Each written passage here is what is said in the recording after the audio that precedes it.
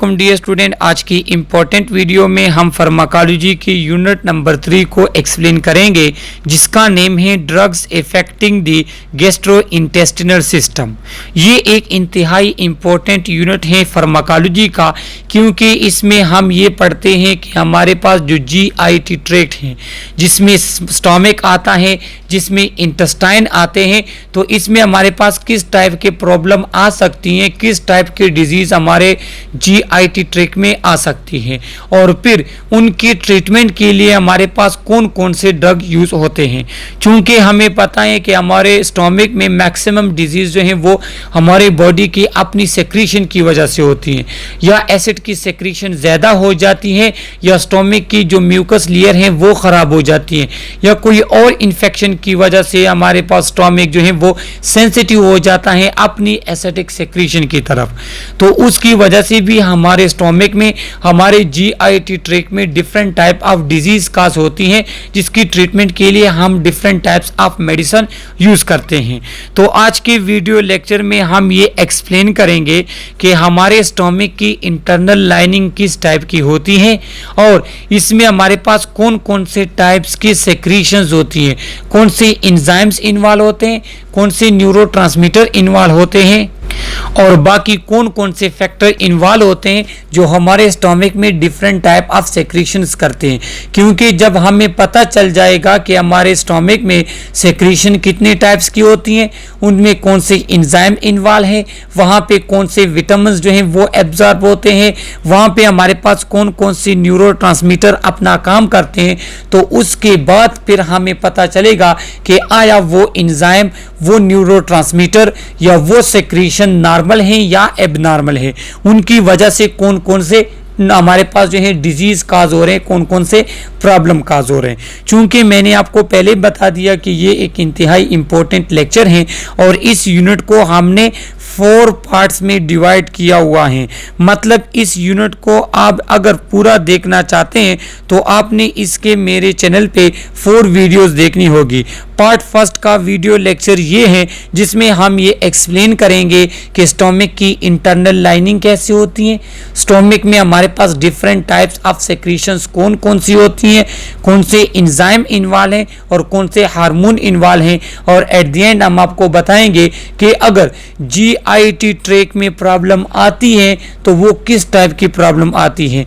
अगर हम medicine use करते हैं, ड्रग यूज़ करते हैं गैस्ट्रोइंटेस्टिनल सिस्टम के लिए, तो वो किस प्रॉब्लम के लिए हम यूज़ करते हैं, वो हम कब यूज़ करेंगे।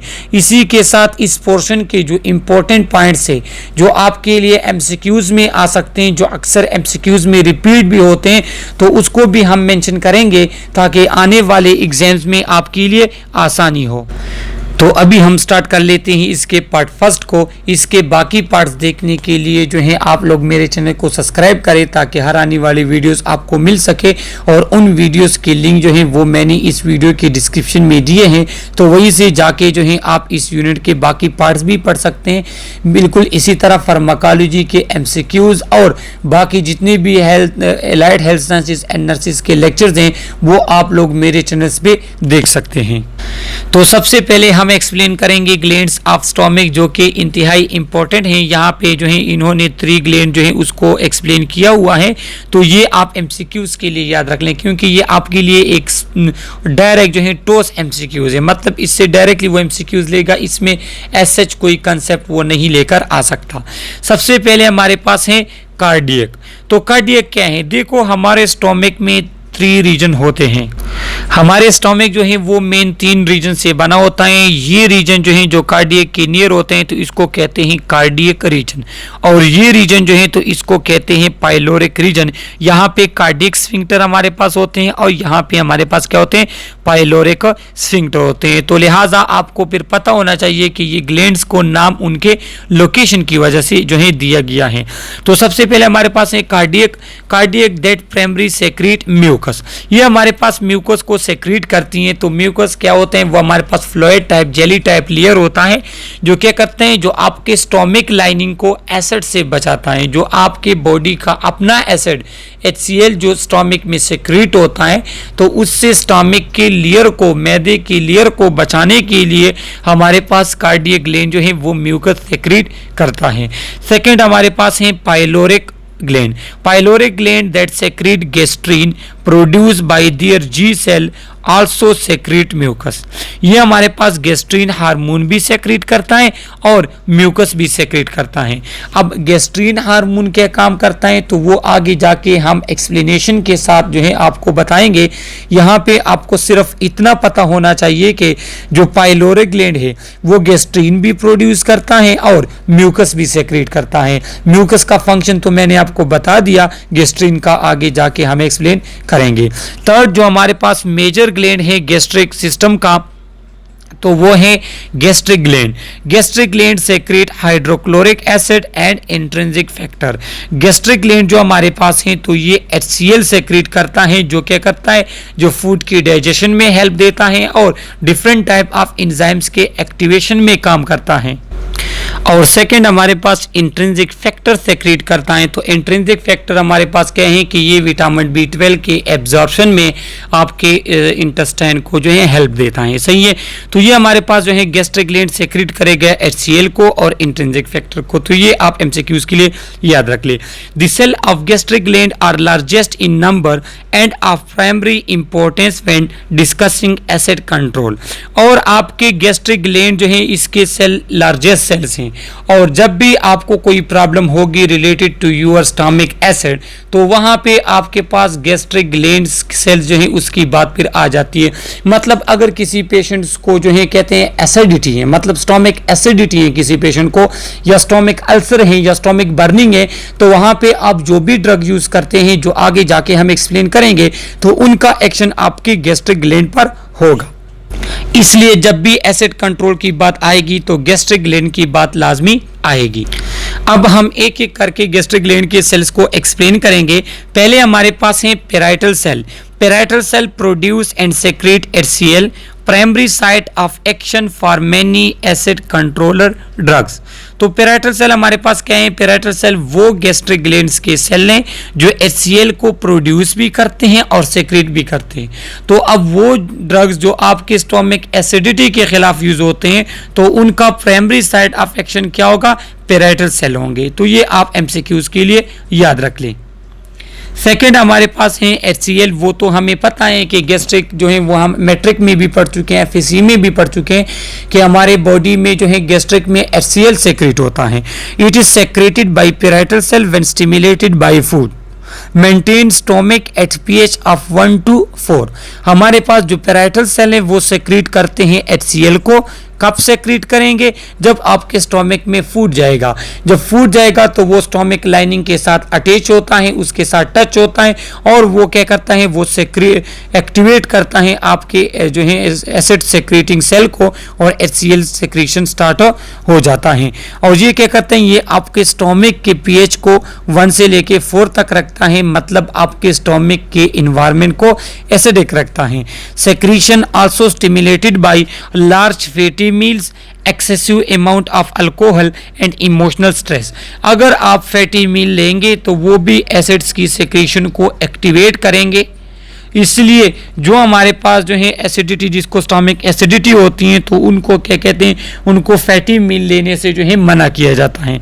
इसके बाद कोई पेशेंट पर्सन जो है वो ज्यादा अल्कोहल यूज करता है, तो वो भी क्या करते हैं कि वो एक्सेसिव अमाउंट ऑफ अल्कोहल भी एक्टिवेट सेक्रेशन को स्टिमुलेट करता है। और जो इमोशनल स्ट्रेस होते हैं, देखो हमारे पास डिफरेंट पेशेंट आते हैं क्लिनिक्स में और हॉस्पिटल साइड पे, जिसको क्या होते हैं, जिसको अल्सर होता है, स्टमक अल्सर होता है, स्टमक बर्निंग होती है, तो उसका एक मेन रीजन जो है वो इमोशनल स्ट्रेस भी है। क्योंकि ये पेशेंट जो ये पर्सन जो ये स्ट्रेस लेते हैं, जिसकी वजह से एसिड सेक्रेशन स्टिमुलेट हो जाती हैं, चूंकि उनका स्टमक खाली होता है, तो वो स्टमक लाइनिंग के और नॉर्मल से ज़्यादा एसिड सेक्रेट होते हैं, तो वो उनके स्टमक की लाइनिंग को क्या कर लेते हैं, ख़राब कर लेते हैं। तो हमारे पास जो है MCQs के लिए आप याद रख लें कि secretion of HCl in our stomach is stimulated by large fatty meal, excessive amount of alcohol and emotional stress. इस तरह हमारे पास जो है गैस्ट्रिक ग्लैंड में चीफ सेल भी होते हैं। तो चीफ सेल क्या करते हैं, दे सेक्रेट पेप्सिनोजीन अप्रो एंजाइम। पेप्सिनोजीन हमारे पास एंजाइम जो कि सेक्रेट होता है चीफ सेल से। Pepsinogen is an inactive form of pepsin. Pepsin जब इनएक्टिव फॉर्म में होता है तो उसे पेप्सिनोजीन कहते हैं। ये हमारे पास प्रो एंजाइम है। Pepsinogen become pepsin when activated by exposure to acid. Pepsin breaks down protein. तो पेप्सिन हमारे पास प्रोटियोलाइटिक एंजाइम है। ये चीफ सेल इसको सेक्रेट करता है इनएक्टिव फॉर्म में पेप्सिनोजीन के फॉर्म में, और ये क्या करता है, ये आपके पास एक्टिव फॉर्म में कन्वर्ट होता है in presence of stomach acid.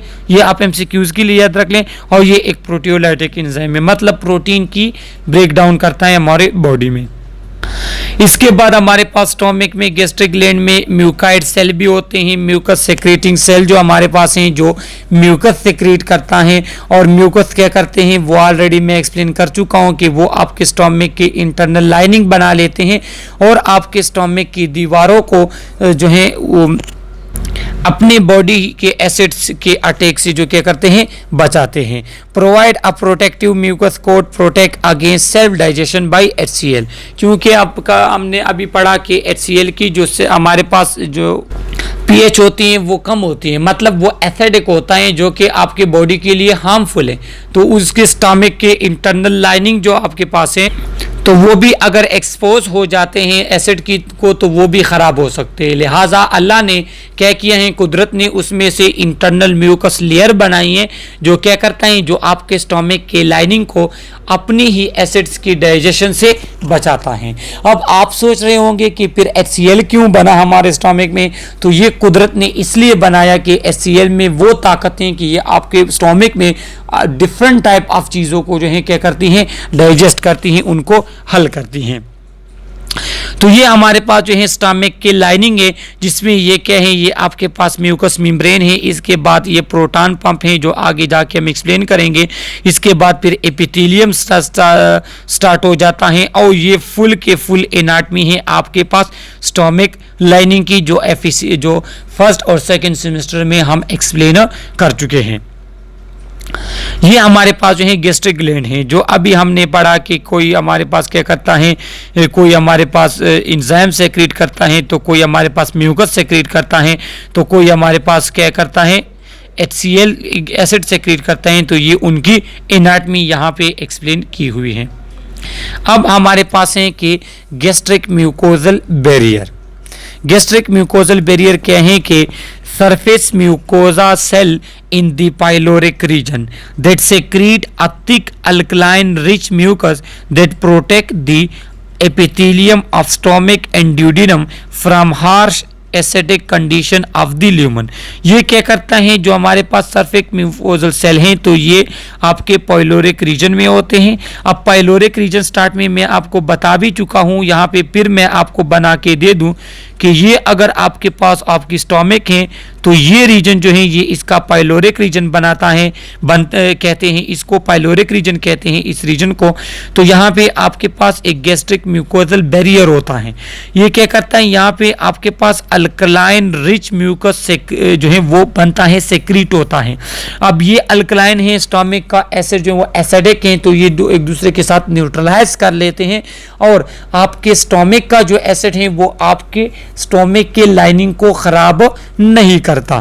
तो ये क्या करता है, ये हमारे पास अल्कलाइन रिच म्यूकस लेयर बना लेता है और ये एपिथेलियम जो है ये आपके क्या करते हैं, ये स्टोमिक और ड्यूडिनम के एपिथेलियम, स्टोमिक और ड्यूडिनम के लेयर को क्या करता है, एसिड की अटैक से बचा लेता है। अब ड्यूडिनम क्या है, तो ड्यूडिनम हमारे पास स्मॉल इंटेस्टाइन का वो रीजन जो स्टोमिक के साथ अटैच होता है तो उसको ड्यूडिनम कहते हैं।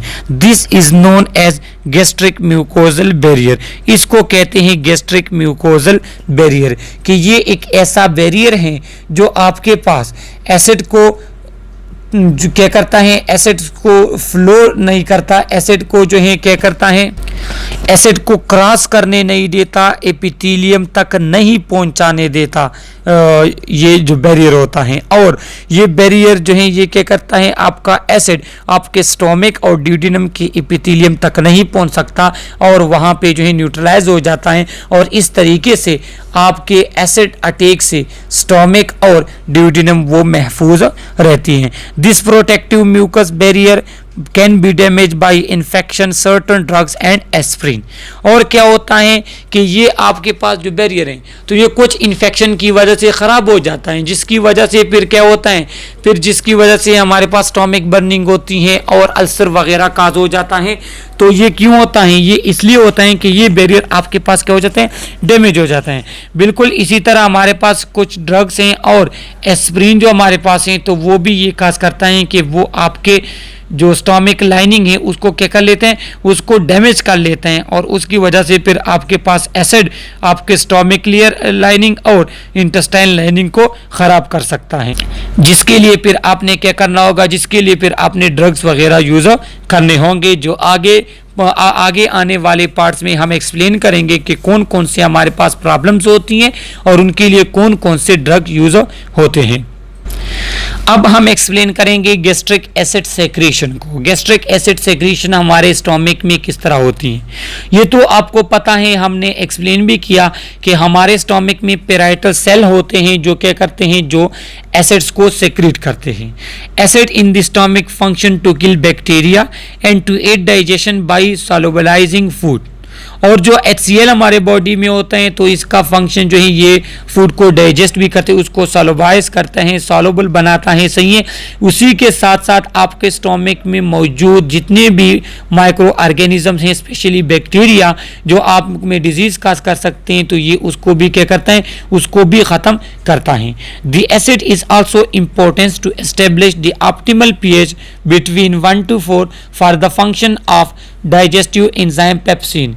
और इसका थर्ड फंक्शन जो गैस्ट्रिक एसिड तो उसका ये है कि ये आपके स्टोमिक के pH को एसिडिक रखता है, बिलो 4 रखता है और ये pH इंपॉर्टेंट है आपके स्टोमिक में डिफरेंट टाइप ऑफ एंजाइम्स के फंक्शन के लिए, जिसमें इंपॉर्टेंट एंजाइम है पेप्सिन। तो इस जो है छोटे पैराग्राफ से आपके पास डिफरेंट MCQs बन जाती हैं कि हमारे पास गैस्ट्रिक एसिड की सेक्रेशन तो पेराइटल सेल से होती हैं HCl की, लेकिन HCl के फंक्शन कौन से आते हैं कि ये फूड को सॉल्युबलाइज करता है, बैक्टीरिया को किल करता है और आपके स्टोमिक के pH को उस लेवल तक रखता है ताकि आपके स्टोमिक में different type of enzyme active form में कन्वर्ट हो सके। अ की protein for acid secretion is hydrogen potassium ATPase. This protein, which is present on membrane of parietal cell, uses the energy derived from ATP hydrolysis to pump hydrogen ion into lumen to exchange for potassium ion. सही है। अब आप सोच रहे होंगे कि ये HCl parietal cell से किस तरह सेक्रेट होगा। देखो, जब भी फूड आपके बॉडी में, आपके स्टोमिक में जाती है तो आपके स्टोमिक में जो रिसेप्टर होते हैं पेराइटल सेल में, उनको मैसेज मिल जाता है। वहाँ पे हमारे पास हाइड्रोजन पोटाशियम पंप है।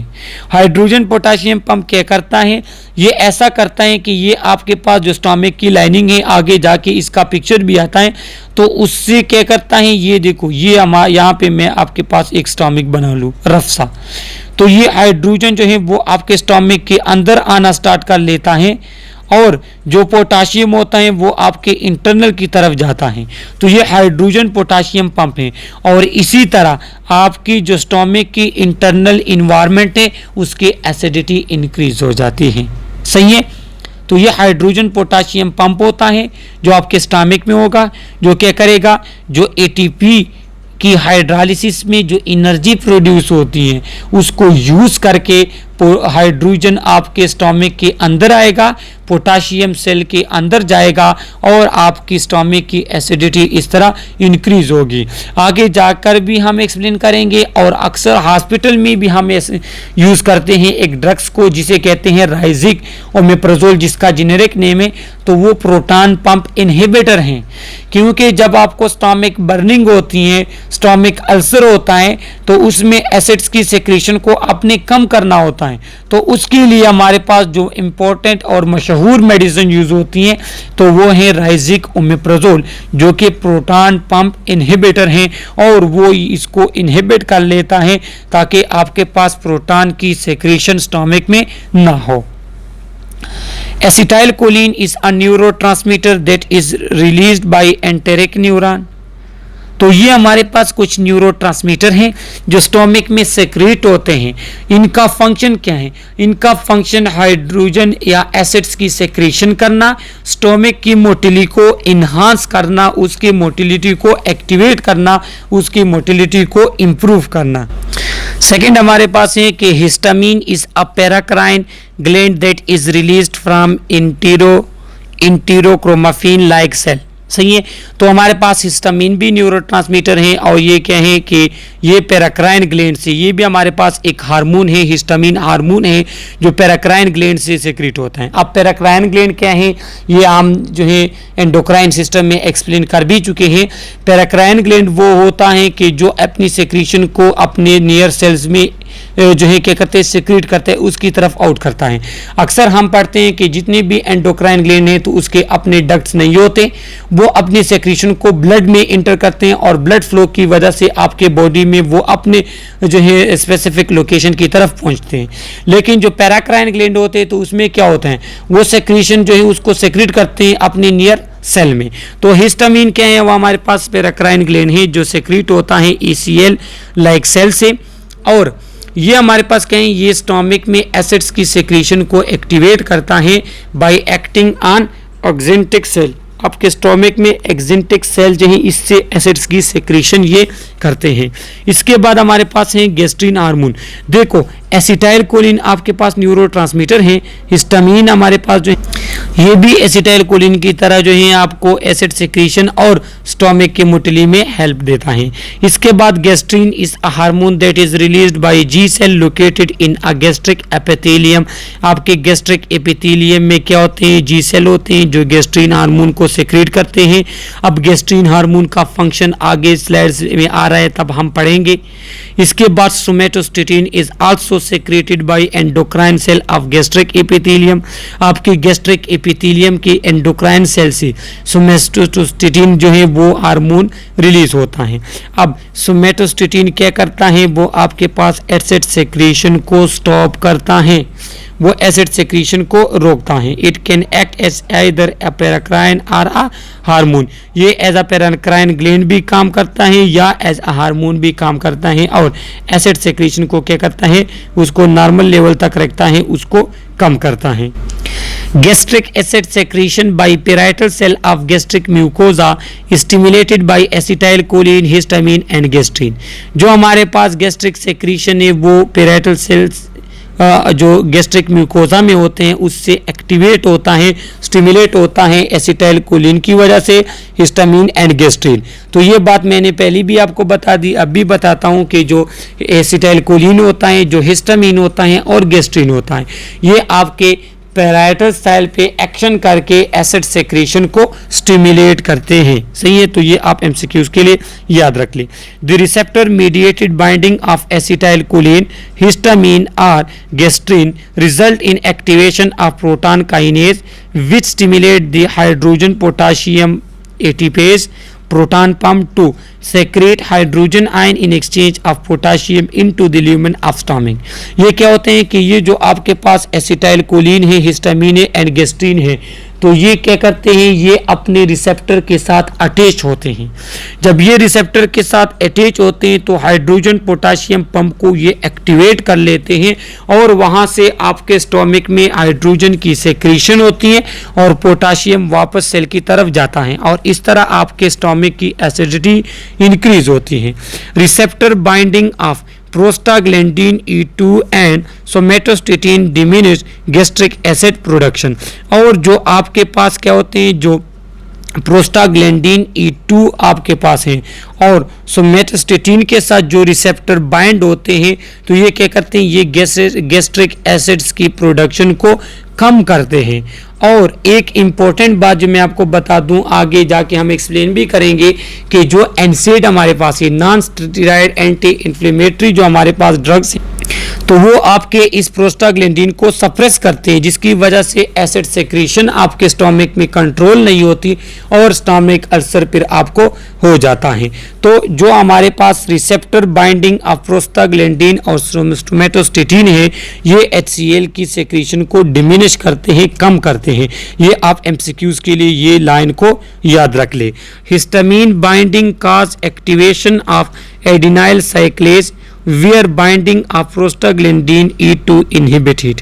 क्या होते हैं कि अगर आपके पास हिस्टामिन क्या हो, वो आपके पास बाइंड हो तो वो रिसेप्टर के साथ, तो वो एक्टिवेट करता है एडिनाइल साइक्लेज को और हाइड्रोजन पोटाशियम पंप आपके पास एक्टिवेट होता है, जिसकी वजह से एसिड सेक्रेशन होती है। लेकिन अगर उसी रिसेप्टर के साथ प्रोस्टाग्लैंडिन E2 बाइंड हो तो वो फिर एसिड्स को इनहिबिट करता है। तो ये अल्लाह ने जो है क्या किया है, कुदरत ने एक होमोस्टेसिस रखी हुई है कि एसिड सेक्रेशन जब आपके पास एक लेवल तक आ जाए तो प्रोस्टाग्लैंडिन जो है रिसेप्टर के साथ कंबाइन होकर उसकी सेक्रेशन को इनहिबिट कर लेता है और इस वजह से आपका जो एसिड सेक्रेशन है स्टोमक में वो एक नॉर्मल लेवल में रहती है। हाँ, कोई प्रॉब्लम होगी या कोई आप इस तरह ड्रग वगैरह यूज़ करेंगे जो इन रिसेप्टर को जो है डिस्टर्ब कर ले, तो तब आपके पास फिर एसिड सेक्रेशन ज़्यादा हो जाती हैं या कम हो जाती हैं और आपको प्रॉब्लम आना शुरू हो जाती हैं। Gastrin and acetyl choline act by inducing and increase intracellular calcium level. और क्या होता है, जो आपके पास गैस्ट्रिन और एसिटाइल कोलिन है वो किस तरह इंड्यूस करता है, ये क्या करता है, ये आपके सेल के अंदर कैल्शियम लेवल को इंक्रीज करता है। जब कैल्शियम लेवल आपके सेल के अंदर इंक्रीज होगा तो पॉजिटिव आयन इंक्रीज होंगे और इस तरह से आपके पास जो H पॉजिटिव जो है वो फिर आपके स्टोमक में आता है और इस तरीके से ये एसिड सेक्रेशन में हेल्प देते हैं गैस्ट्रिन और acetylcholine by inducing an increase in calcium level in your cell. When there is an increase level of calcium in your cell to neutralize this positive ion your cell secrete H positive ion into your stomach। Okay और gastrin और acetylcholine फिर इस तरह क्या करते हैं, acid secretion को क्या करते हैं, इंड्यूस करते हैं आपके स्टोमक में। यहाँ पे पिक्चर में आप जो है देख सकते हैं कि ये H पॉजिटिव आयन हमारे पास स्टोमक लाइनिंग में आ रहे हैं, पोटाशियम फिर अंदर चला जाता है। हाँ, एक लेवल आ जाते हैं कि वहाँ पे आपके बॉडी स्टोमक में एसिड्स जो है वो एक लेवल तक पहुँच जाते हैं तो फिर ये प्रोटॉन पंप आपके पास क्लोज हो जाता है और क्लोरीन जो है वो तो आपके पेरेटल सेल में होते हैं, तो क्लोरीन भी आउट बाहर आता है, H पॉजिटिव हाइड्रोजन आयन भी बाहर आते हैं और ये HCl बनाकर जो है क्या करते हैं, स्टोमिक एसिड बना लेते हैं। अब हमारे पास जो है कुछ डिजीज हैं that relate to your acid secretion of stomach. So most common is hyper acidity. Client report symptom of overproduction of HCl by the parietal cell as indigestion, sores, stomach, heartburn, acid stomach। सही है। अक्सर जो maximum disease हमारे पास होते हैं, जो common disease हैं GIT के, तो वो क्या हैं, वो स्टोमिक बर्निंग है, जो क्या है, जो इस वजह से है कि आपके स्टोमिक में एसिड सेक्रेशन हद से ज़्यादा बढ़ जाती हैं, नॉर्मल से ज़्यादा हो जाती हैं, तो फिर वो क्या काज करते हैं, वो एसिडिटी काज करता है, जिसकी वजह से आपके पास जो आपका क्लाइंट होता है तो वो कंप्लेंट करता है इंडाइजेशन का, सोर स्टमक का, हार्टबर्न का और एसिड स्टमक का। तो इसके लिए फिर हमारे पास different type of drugs use होते हैं जो इस यूनिट के बाकी लेक्चर्स वीडियो में हम एक्सप्लेन करेंगे, तो वहीं से जाके आप जो है इसके फिर क्या करते हैं, ड्रग्स जो है वो देख सकते हैं। इसके बाद हमारे पास जो है पेप्टिक अल्सर डिजीज़ है। पेप्टिक अल्सर डिजीज़ इस वीडियो यूनिट के सेकेंड पार्ट में हमने एक्सप्लेन किया है, उसके साइन सिम्टम और उसके जो है ट्रीटमेंट वगैरह। कि पेप्टिक अल्सर डिजीज़ में क्या होता है कि आपके स्टोमिक स्टमक की जो लाइनिंग है वो और जो ड्यूडेनम की लाइनिंग है वो जब आपके पास ख़राब हो जाए, वो एरोज हो जाए, तो ऐसे जो है वो आपके स्टमक के एपिथेलियम को डैमेज करना स्टार्ट कर लेता है और इसको कहते हैं पेप्टिक अल्सर। इसके बाद गर्ड है गैस्ट्रो एसोफेजियल रिफ्लक्स डिजीज, ये भी आगे जाके हम एक्सप्लेन करेंगे कि आपको जो है डकारे टाइप आएगी, आपको जो है क्या होगा, नाजिया टाइप इसके सिम्टम होते हैं। इसके बाद एच पाइलोरी हमारे पास होता है, तो एच पाइलोरी क्या काज करते हैं, वो स्टमक अल्सर काज करते हैं। Bacterium found in GIT tract of 90% of the patient and duodenal ulcer and 70% of those with gastric ulcer। जो हमारे पास duodenal ulcer के होते हैं या gastric ulcer के होते हैं तो वो H pylori पॉजिटिव होते हैं और ये बैक्टीरिया उसके स्टोमिक में होते हैं, जो क्या करते हैं, जो उनके लाइनिंग को डैमेज करता है। और जब स्टोमिक की लाइनिंग डैमेज हो जाती है तो आपके बॉडी का अपना एसिड उसको डैमेज कर लेता है। Combination therapy is use most often to eradicate H pylori, और इसके लिए फिर हमारे पास कॉम्बिनेशन थेरेपी हम यूज करते हैं जिसमें डिफरेंट टाइप ऑफ ड्रग हम यूज करेंगे ताकि इस बैक्टीरिया को खत्म किया जा सके। तो ये हमारे पास गैस्ट्रो इंटेस्टिनल के ड्रग्स के हमारे पास पार्ट फर्स्ट था। इसके बारे की पार्ट्स आप मेरे वीडियो चैनल्स पे देख सकते हैं जिसमें हमने एक्सप्लेन किया है different type of GIT disease को, और उनके हमारे पास जो है मेडिसिन और ड्रग यूज होते हैं उनके ट्रीटमेंट के लिए, उनको हमने एक्सप्लेन किया है। इस वीडियो में आपको कोई भी क्वेश्चन हो थ्रू कमेंट आप हमसे पूछ सकते हैं। अगर अभी तक आप लोगों ने मेरे चैनल सब्सक्राइब नहीं किया तो प्लीज़ आप मेरे चैनल को सब्सक्राइब करें और अपने फ्रेंड्स वगैरह के साथ शेयर करें, और इस वीडियो को आप लाइक करें, कमेंट में बताइएगा कि ये आपके लिए कितना हेल्पफुल है। Okay, thank you.